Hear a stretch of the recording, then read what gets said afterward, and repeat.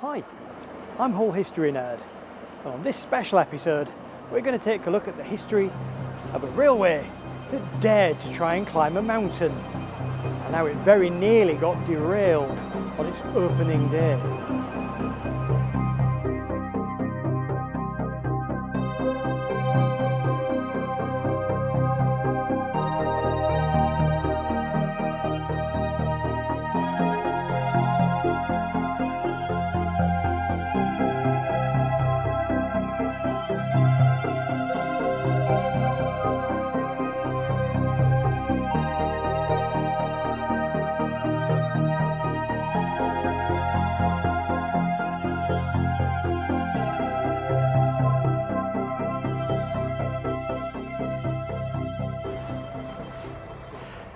Now, the Victorians were a very can-do kind of people. They saw this marvel of engineering that was happening during the Industrial Revolution and had the opinion that any of life's problems, and indeed life itself, could be made better by the application of technology. Why should walking up a mountain be any different? Why walk up a mountain like a barbarian when you could simply get a train?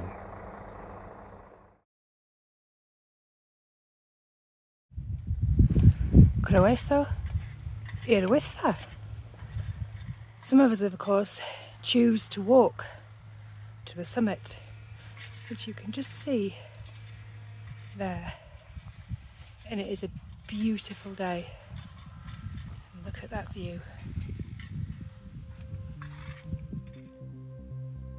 In 1869, the small mining town of Llanberis, which was nestled within the Llanberis Pass, one of the few clear tracks across the area known today as Snowdonia, more properly by its Welsh name Eryri, was connected to the railway network that was slowly spreading across the land, linking all of the most remote parts of Britain and transforming its industry and its society. Naturally, in this age of enthusiasm for technology, talk began about making a railway to climb to the top of the nearby mountain, the tallest mountain in England and Wales, known in English as Snowdon. In Welsh, it's known as I'r Wyddfa, and it stands just over a kilometre high, about 3,500 feet.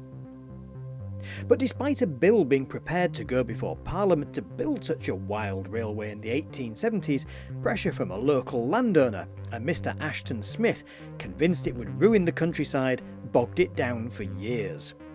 It wasn't until the 1890s that work finally begun, as Ashton Smith realised the financial gains that could be made from allowing the railway to be built on his land.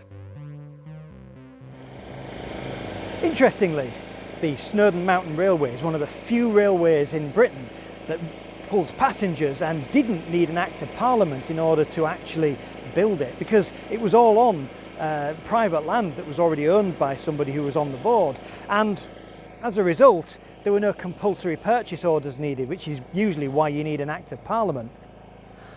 But perhaps a question that's on your mind more than how did they legally do this is, how did they physically do it?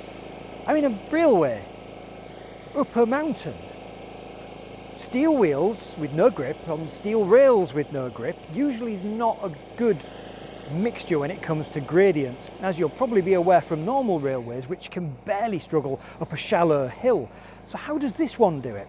Well, the solution comes from Switzerland, where of course these mountains look like foothills. They're used to that kind of problem, and obviously when it came to them creating their own railways up and down the mountains, they came up with an ingenious solution which really fits in with the whole clockwork nature of a lot of Switzerland's more famous exports, clocks. Namely, this third rail in the middle of the other two rails. This looks like the teeth of a cog, and that's because it is. This rack sits in the middle, and underneath the train, the actual locomotive, is a corresponding pinion wheel that slots neatly into that, and that is the driving force that hoists the train up the mountain and allows it to descend safely. The wheels on the locomotives are really just there to support the weight of the engine itself. This is the thing that actually hikes it up the mountainside. Fantastic stuff. Victorian engineering is brilliant. The locomotives themselves were actually designed and built in Switzerland, a land that was no stranger to producing mountain railways, and rather than try to reinvent the wheel by trying to design their own, the Snowdon Mountain Railway rather wisely chose to buy these little narrow gauge locos from experts.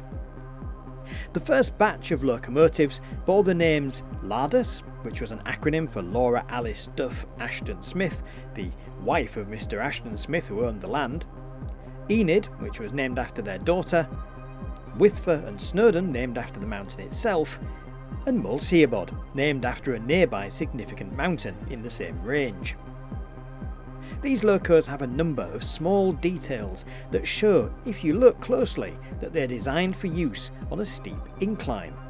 For example, the boiler and water tanks, when they're on a level, are actually sloped forwards compared to the rest of the chassis. And that's so that when the loco's actually on a gradient, everything's level and doesn't suffer from any weird issues. These locomotives were the motive power behind the railway and saw much use pushing the trucks up and down the mountain during construction. Which makes sense. Without using a locomotive to hoist miles of heavy iron rails, you'd really be building a railway on the nightmare difficulty setting. Building work on the railway proceeded surprisingly quickly, but then a lot of money was thrown at the works. The line cost around £60,000, which today works out at about $7 million. Work began in 1894, and in the January of 1896, the very first train reached the summit of Irwithfa. Naturally, the summit station wasn't ready yet, so the grand opening wasn't set until Easter. The first test train that ran on this line before the grand opening ended up being derailed by a boulder that had slipped from one of the cuttings that had been cut through the slopes to keep the gradient manageable. Luckily, the crew could wiggle the loco back onto the track and complete the journey, but these days, say what you will about safety legislation, that would have led to a fairly thorough review of the line's safety and may have avoided the disaster that happened on the opening day of the railway. So on the opening day, from the summit station at the top, engine number 1, Lardus, was setting down with a train full of sightseers. But what they didn't realise, and this was the inquest showed up later on, probably what happened, because the line had been laid in freezing cold temperatures, there had been some ice damage and some cracking and some settling, and the rack that ran along the railway line had dipped in one part. And as Lardus ran over this dip, her pinion wheel slipped out. And at that point she was reliant upon those zero grip steel wheels on zero grip steel rails, and she started careening down the slope, which gets, as you can see, incredibly steep towards the summit. Hurtling down here at high speeds, going so fast that her pinion wheel simply couldn't slip back into the rack to slow them down. The brakes on the carriages didn't seem to be slowing them down that much either, and at one point she was going so fast that Lardus left the track and hurtled down the side of the mountain. The carriages carried on heading this way. Now luckily the footplate crew had had the presence of mind to jump off to safety, and seeing their efforts, one of the passengers on one of the carriages clearly was under the impression that they were going to be the next ones to fall into the abyss, and he tried to jump as well. But he wasn't as lucky, unfortunately, as the engine crew. He mangled his leg on some of the rocks and debris by the side of the track and ended up dying of his injuries a few days later. The carriages hurtled down here at high speed, finally crashing into Clogwyn station. But it didn't end there, because when Lardus had fallen off the railway, it turns out she had sliced through the telegraph wires, which allowed the people at the bottom, or from Clogwyn, to warn the people at the top about what was happening. And engine number 2, Enid, started to head down that exact same incline. Naturally, when she hit that same point where the pinion had slipped, she too started to plummet down the mountainside. This time, however, she didn't actually leave the track. She actually carried on all the way down here, and with almost no brakes, smashed into the carriages from the previous train here at Clogwyn. Not the most auspicious start to this railway's life, but on the plus side, there was only that one serious injury. Still, lessons clearly needed to be learned. Safety on mountain railways has always been of vital importance in Switzerland. They learned through gruesome trial and error, for instance, that you should never, ever actually physically link a carriage to the locomotive. The loco was the heavier of the two and the more likely to fall down the mountainside in the event of a derailment, which would then pull any attached coaches with it.